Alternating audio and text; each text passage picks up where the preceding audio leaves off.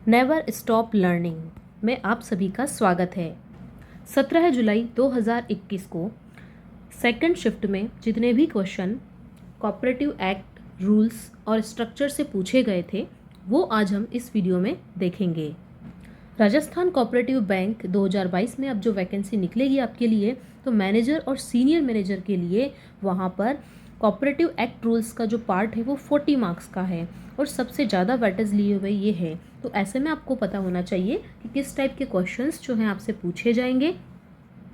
इन questions पर best अपनी तैयारी को जारी रखिए। तो चलिए क्वेश्चन नंबर फर्स्ट देखते हैं। सबसे पहले है, वह सोसाइटी जिसका उद्देश्य सदस्यों के साथ साथ अन्य ग्राहक को भी वस्तुओं की खरीद, उत्पादन, प्रसंस्करण और वितरण या अन्य सेवा करना हो। तो इसका जो राइट आंसर है उपभोक्ता सोसाइटी। और आपको मैं बता दूं कि लास्ट ईयर जो पेपर हुआ था वो ऑनलाइन हुआ था, तो ये सभी जो क्वेश्चंस हैं वो अपने पास मेमोरी बेस्ड हैं, लेकिन 95% जो है क्वेश्चंस ये ही आए थे। ठीक है, अगला देखिए, कमजोर वर्ग के अंतर्गत आने वाले जो व्यक्ति हैं उनके बारे में पूछा गया था कि उनकी आय क्या होती है। तो इस तरीके से आपसे क्वेश्चन पूछा गया था, तो आपको आंसर करना था कि 11,000 सालाना आय से कम होती हैं। और ये हम ऑलरेडी जो स्क्रीनशॉट आपको दिखाई दे रहा है इसमें ये बताया गया है कि हमने ये आपको एक पीडीएफ दी थी, उसके अंदर सारे क्वेश्चंस बताए थे और उन्हीं क्वेश्चंस में से एक ये क्वेश्चन यहाँ पर टपक गया है। ठीक है, तो यहाँ पर स्क्रीनशॉट लगाने का उद्देश्य ये है कि आप इस चैनल पर जो भी पढ़ाई करें पूरे विश्वास के साथ करें, आपके मन में कोई संदेह ना रहे। तो कमजोर वर्ग के अंतर्गत जो आने वाले व्यक्ति हैं, इसका मतलब उनकी जो आय है सालाना वो 11,000 रुपये से कम है। नेक्स्ट क्वेश्चन है, अनुसूचित जनजाति की कितनी सीट आरक्षित होती हैं। तो ये हमने धारा नंबर 27(2) में पढ़ा था और क्लास 14 में भी था। इसके अलावा हमने इसे क्वेश्चन में भी किया था। ठीक है, तो किसी को भी एक पद से ज़्यादा चुनाव लड़ने की अनुमति नहीं होती है और जो रिजर्व सीट होती है वो एससी के लिए है, एसटी के लिए है और स्त्रियों के लिए है। तो याद रखिए, एससी के लिए 1 सीट, एसटी के लिए 1 सीट होती है और स्त्रियों के लिए 2 सीट जो है आरक्षित होती हैं। तो इस प्रकार से बहुत ही सिंपल सवाल जो है वो यहाँ पर पूछा गया था। लेकिन जब तक आपकी तैयारी एकदम खतरनाक नहीं होगी तब तक आपको एग्ज़ाम में सिंपल क्वेश्चन में भी कन्फ्यूज़न क्रिएट होगा, बिल्कुल होगा। तो आपको तैयारी बिल्कुल अच्छे से करके जानी है। तो देखिए नेक्स्ट क्वेश्चन, कमेटी में अधिकतम सदस्यों की जो संख्या होती है वो कितनी हो सकती है। तो हमने पढ़ा था जो भी फैक्चुअल चीज़ें हैं वो सभी की सभी आपको बहुत अच्छे से करके जानी है। तो अधिकतम संख्या 16 से ज़्यादा नहीं होगी, तो आपका राइट आंसर आपको देना था 16। एनएस लर्निंग पर जो प्रीवियस ईयर क्लासेस करवाई गई थी उसमें क्लास नंबर 14 में ये बातें हमने डिस्कस की थी। जब लास्ट ईयर हम चैप्टर नंबर 5 पढ़ रहे थे तो हमने आपसे बोला था कि ये जो चैप्टर है वो बहुत ही इंपॉर्टेंट होगा, इवन इसका नाम भी आपको याद रखना है।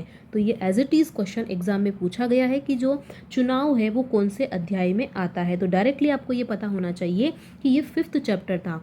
इस क्वेश्चन से आपको ये समझ में आना चाहिए कि जितने भी अध्याय हैं 1, 2, 3, 4 उनके साथ में आपको उनका नाम भी याद रखना है। ठीक है, और जो इम्पोर्टेंट धाराएं हैं वो उनके नंबर भी आपको ध्यान में रखनी है। सदस्यता ग्रहण करने से इनकार हो जाने पर आवेदक कौन से अपीलीय प्राधिकारी को अपील करेगा। तो इसका राइट आंसर क्या हो जाता है, रजिस्ट्रार। नेक्स्ट क्वेश्चन देखें, सरकार द्वारा किसी सोसाइटी की शेयर पूंजी में अभिदाय किया जाता है तो कितने सदस्य नाम निर्देशित करने का अधिकार होगा। तो आंसर है 3। और यदि बात होती है सेंट्रल कोऑपरेटिव सोसाइटी की तो उसमें आंसर होगा 1। इसी प्रकार से आप सारे क्वेश्चंस एक बार जरूर देख लें कि धारा 7 सहकारी सोसाइटी के निगमित निकाय बन जाने के बाद क्या क्या शक्तियां प्राप्त होगी और इस तरीके से आपको ऑप्शन गिवन थे। नेक्स्ट क्वेश्चन देखिए, समामिलन, विभाजन, अंतरण की स्थिति में विधिक कार्यवाही जो होती है वो क्या हो सकती है। इस तरीके के क्वेश्चन पूछे गए। नेक्स्ट देखिए, नेशनल बैंक की श्रेणी में कौन सा बैंक आता है। सिंपल सवाल थोड़ा सा हटके आपसे पूछ लिया गया है। आगे देखिए, शीर्ष सोसाइटी के समापन पर मुख्य राज्य भागीदारी निधि के खाते का धन किससे जमा किया जाएगा। ठीक है, तो आपको क्वेश्चंस को समझना है और कुछ नहीं है। जो एक्ट रूल है वहाँ पे अगर आपका थोड़ा कॉन्सेप्ट क्लियर हो जाए तो आपको कुछ चीज़ों को याद रखने की ज़रूरत नहीं है। सिर्फ जो फैक्ट हैं, जो आपके न्यूमेरिकल वैल्यूज़ हैं, उन्हें आपको याद रखना है। तो तो यदि शीर्ष सोसाइटी जो है वो ख़त्म हो जाती है, वाइंड अप हो जाता है उसका, तो ऐसे में उसके जो खाते का धन है, मुख्य राज्य भागीदारी निधि के खाते का धन है, वो किसे जमा किया जाता है। इस तरीके से क्वेश्चन पूछा गया था और इसे हमने अच्छे से हमारे MCQs के अंदर, जो 500 MCQs की सीरीज़ थी उनके अंदर पढ़ा था। एक क्वेश्चन आपसे पूछा गया था सदस्य की निरर्हता से संबंधित धारा, तो वहाँ पर आपको स्पेसिफाई किया जाएगा कि वो एक्ट 2001 से पूछ रहे हैं या रूल्स 2003 से पूछ रहे हैं, उसके अकॉर्डिंगली आपको यहाँ पर आंसर देना होगा। देन है सरकार द्वारा नामांकन की धारा कौन सी है, तो देखिए डायरेक्टली धारा आपसे पूछी गई है, टॉपिक दे दिया गया है और पूछा है कि ये कौन सी धारा में है। नेक्स्ट क्वेश्चन है समामेलन, विभाजन या अंतरण होने पर सोसाइटी के अधिकारों या दायित्वों पर क्या प्रभाव पड़ता है, तो कोई प्रभाव यहाँ पर नहीं पड़ेगा। और ये क्वेश्चंस भी हमने डायरेक्टली देखा था 1 लाइनर में, और हमारी एक PDF थी 200 प्लस क्वेश्चन की, उसमें हमने इसे पढ़ा था। आगे देखिए धारा नंबर 25 के बारे में पूछा गया था, तो धारा नंबर 25 इससे जुड़ी हुई है।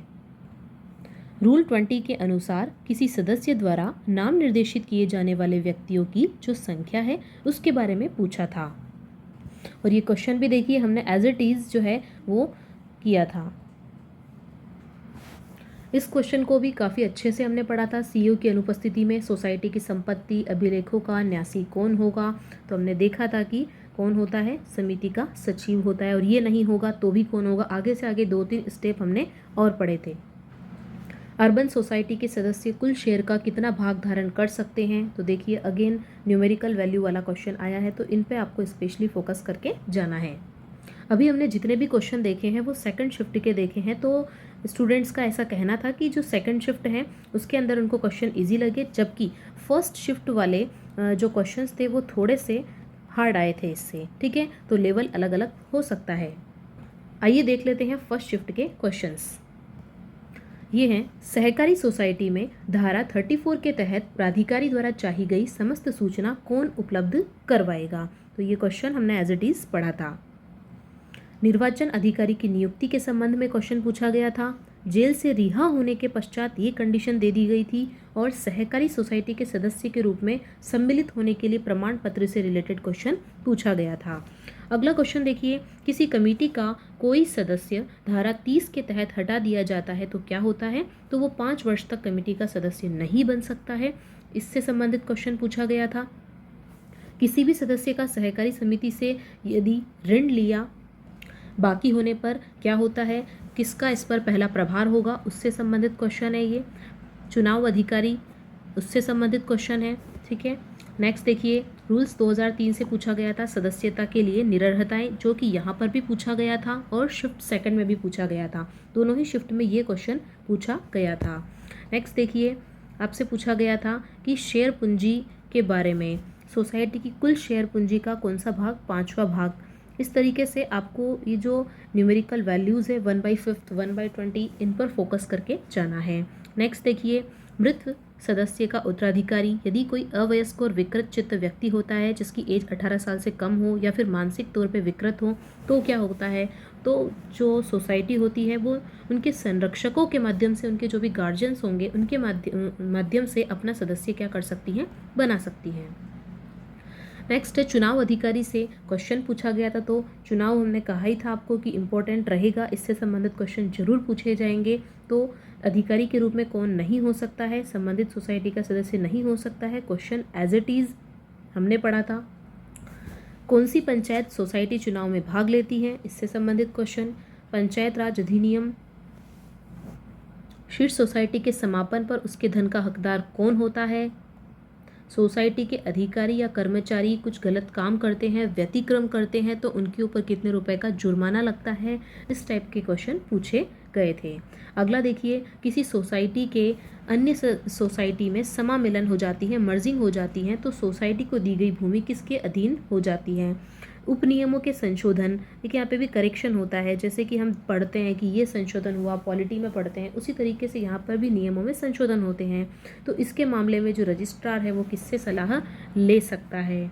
प्रश्न और किससे थे, रजिस्ट्रार से संबंधित पूछे गए थे। इन सारे प्रश्नों को देखने के बाद में जब आप पढ़ाई करेंगे तो आपको बिल्कुल पता चल जाएगा कि ये चीज़ आपके काम की है और ये चीज़ नहीं है। तो ज़्यादा फोकस किसके ऊपर आपको करना है, ठीक है। जैसे कि आपकी न्यूमेरिकल वैल्यूज़ वाली जो गणितीय वैल्यू होती हैं, जैसे कि 25 हो गया, 1/4 हो गया, इस तरीके से जो आपके एक्ट रूल में जानकारी दी गई है उसे आपको अच्छे से तैयार करना है। और क्या करना है आपको, जो मेन अधिकारी होते हैं जैसे सीईओ है, रजिस्ट्रार है ना, कोई मेन जैसे कि बैंक के बारे में है, वो आपको कर करके जाना है।